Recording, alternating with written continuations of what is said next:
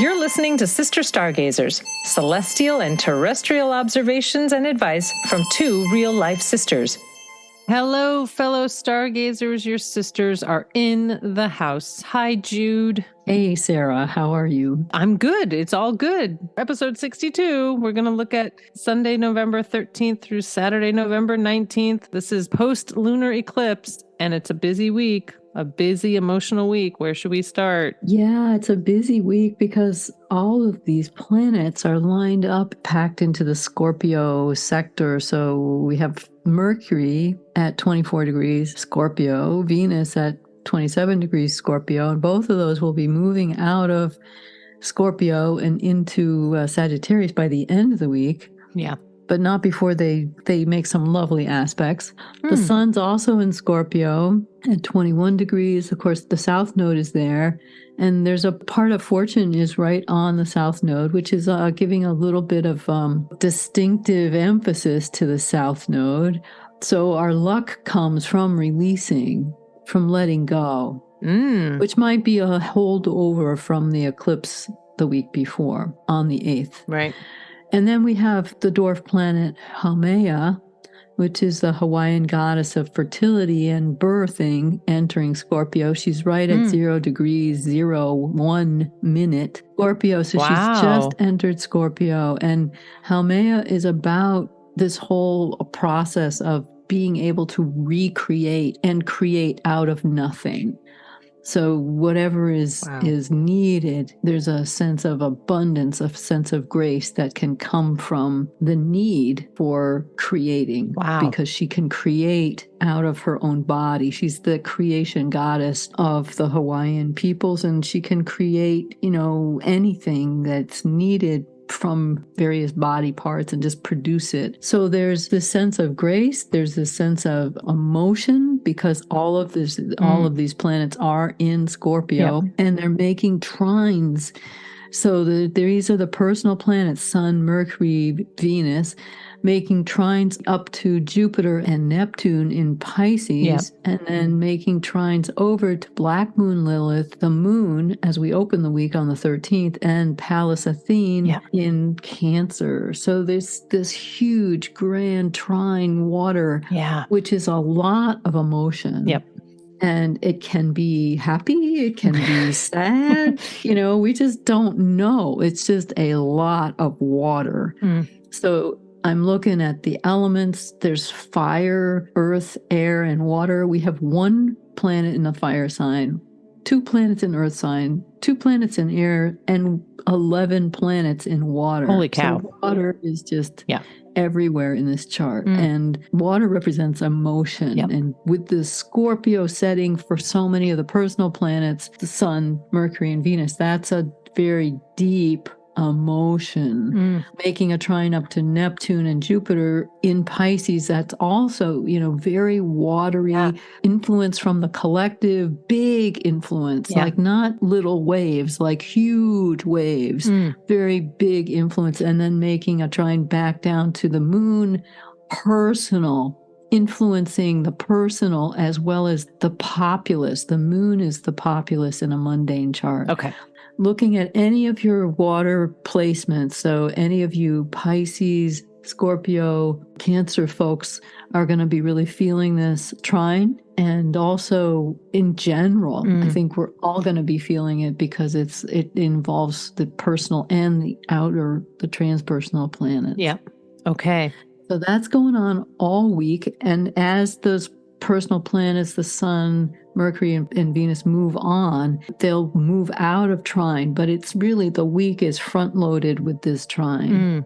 Sunday, actually, I want to go back to Sunday because Venus is sextile Pluto. Pluto's in Capricorn. It's again signifying like intensity of interrelationships, interactions. So expressing yourself, but then like, waiting for the, kind of the truth bomb to fall. With Pluto, there's always a truth bomb.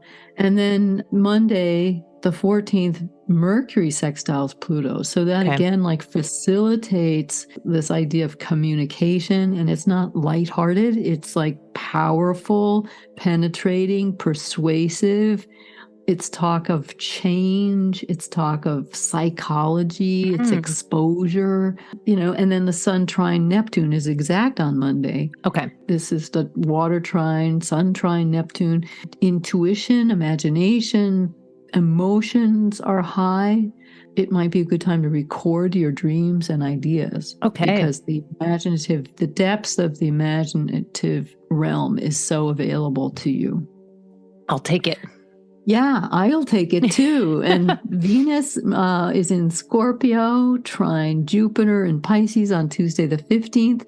This is an awesome aspect. Again, water, flow, good for romance, follow your bliss. Now's the time to discover your heart's desire. This could be a person, a vocation, an artistic hobby. Yep.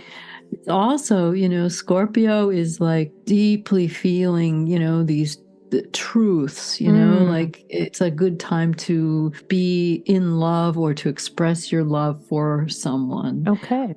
Moon in Leo squares Uranus, and then the moon also opposes Saturn. So this is a reactivation around these issues of authority, control, and versus freedom, autonomy, right? Yep. And this is still holding, the square of Uranus square Saturn is still holding, although it's a little wider. Saturn's at 18, Uranus is at 16, so they're 2 degrees apart. But the Leo moon is activating them. So these are fixed sign activations. So the moon in Leo, Uranus in Taurus, Saturn in Aquarius, things aren't going to be easy to sort out because everybody wants to hold their position. Yep.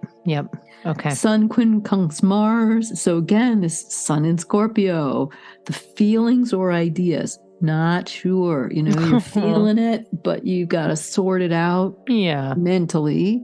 It's a good time for deliberation, but don't expect resolution. Yep. Because emotions are high. So you can work to solve problems, but don't expect an outcome and don't create more of them while you're trying to solve the ones you've already got. Good point. Right? Yes. Okay. Really kind of tiptoe around the Sun quincunx Mars. Okay. Mars is feisty because Mars is also in a square with Ceres, which is in Virgo. Ceres in Virgo could be said to be her ruling sign. Yep. One of her attributes is a sheath of wheat. Yep. She is the goddess of agriculture and grains. Yes. And, we've had a lot of talk in the news about grains and food shortages. Yep. And Virgo is about efficiency and also about growing things and having stores, having plants ahead and having things available. So it was Ceres in Virgo, square Mars in Gemini may have something to do with, the stock market and commodities. Okay. Not being really very stable. Okay. And Mars is retrograde in Gemini. So there's a lot of talk. There might be a lot of talk and a lot of revving up around these issues of food. Yeah. Deliberations around food or costs of food. There's all kinds of supply chain. Yes, distribution. Yeah. So that's kind of going on. But then Mars is then making a wide trine to Haumea. Okay. So the idea that we can solve some of these problems, we don't have to keep talking about them, but let's try to solve them. There's so much feeling in this chart this week. There's so much feeling, like the feelings are just running so high. Yeah. There just may not be the will to resolve things. That makes sense. Yeah. And you just have to kind of be with the feelings and let them move. You have to move with the emotions, which can be difficult at times, but there's really no way around it. Kind of just got to be with it. Venus is entering Sagittarius on Wednesday the 16th. So again, a kind of adventurous time for partners and maybe partners to be, taking a risk. Venus loves to take a risk. She loves adventure in Sagittarius. She also loves learning. Oh. She likes to be scholarly in Sagittarius. Huh. So this kind of echoes, because Sagittarius is ruled by Jupiter, this echoes the day before when Venus in Scorpio trines Jupiter in Pisces. So Venus moving into Jupiter's sign, again, kind of emphasizes that luck in romance, So enjoy yourselves, folks. That's a good aspect of the week. And if it's not romance, it's something you love to do. Okay, great. And it's also, if you looked to your chart where Sagittarius falls, you will find an area of your life that might be ripe for opportunity. So it might mean additional income. It might mean finance, better management of finances, gifts, money, love, support, health, wealth, all of the good All right. stuff. We like Venus and Sagittarius. Venus is good in Sagittarius. Yeah. Great. Last quarter moon on Wednesday also. So there's just this week, it's just packed. Yeah. Yeah. So don't get exhausted, rolling with these tensions, because this last quarter moon, the moon in Leo, again, fixed to the Scorpio sun, an energy of push-pull, uncompromising. Best to let the dust settle and pick up another day. Fair enough. Yeah. Mercury will trine Jupiter. So Mercury again in Scorpio, trine up to Jupiter in Pisces. This is an offering of good judgment, judgment that's comprised of feeling, as well as Jupiter's also in Pisces. It also can be judicious and offer a wider view of things. So Mercury trine Jupiter can be a good judgment call, taking in the big picture, speculating, positive thinking. Nice. And then Mercury on Thursday, the 17th, enters Sagittarius. That's a great sign for Mercury, because the Mercury seeks out knowledge. Yes. Loves to expand its worldview. Okay. We've got to be called to see the big picture here. So there's a couple of aspects during this week that are really kind of holding us to a higher view, I love that. Yeah, that's great. Ending the week, we've got Sun sextile Pluto. So this is, again, a very big power aspect. Pluto in Capricorn is the status quo. It is the powers that be, the structures. And Sun in Scorpio is like the full expression of the depths of feeling. Yeah. Plus Pluto rules Scorpio. So this sextile is really speaking to these feelings that have to be trusted to move forward. Yeah. Yep. And Saturday the 19th, Mars square Neptune. This is the exact aspect, Mars square to Neptune. Mars is going to be dancing with Neptune in a square for the next couple of months, because it's going in and out, retrogrades over these same points. And the aspect orb is so wide. Yep. So it's exact on the 19th of November, but it's this desire to escape. Mars is trying to pull us in and kind of like explain everything. And Neptune is just like, just let it go. We've got to come up with another plan. But at the same time, there's a stalemate. There's no energy to move forward, because you're anchored again in one of these corners where things have to be logically worked out. No, they have to be dreamed into the future. So it's like, no, they have to be logically worked out. No, they have to be dreamed into the future. So you've just got to sit back and have faith that this will all work out. Oof. Okay. That sounds good. And this relates to these cards you pulled. Coming out of the deck this week was the Justice card. And this is using the Rider-Waite traditional tarot deck. So we have Justice, which has one sword in the right hand and the scales of justice in the left, sitting on the seat of justice, I guess. And then the Four of Swords, which we've had before, that has come out. And that's the figure on the slab or in the crypt. And then in hands in prayer position, 3 swords coming down, 1 sword underneath. So it's interesting. You've got all these swords in different directions. You've got justice pointed up and these 3 swords pointing down, and the figure laying on another sword, which is what? Decisions? Sitting with decisions? Weighing decisions? I don't know. I think that describes Mars square Neptune perfectly.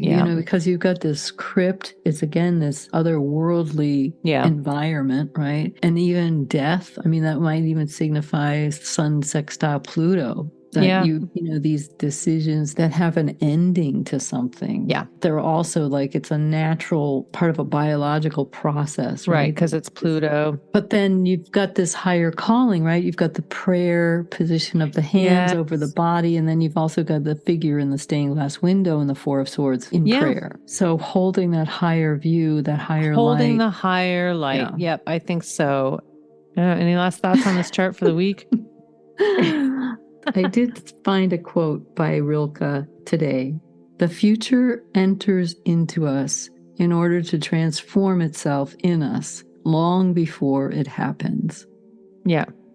Yeah. The future enters into us in order to transform itself in us long before it happens. I just thought that was apropos.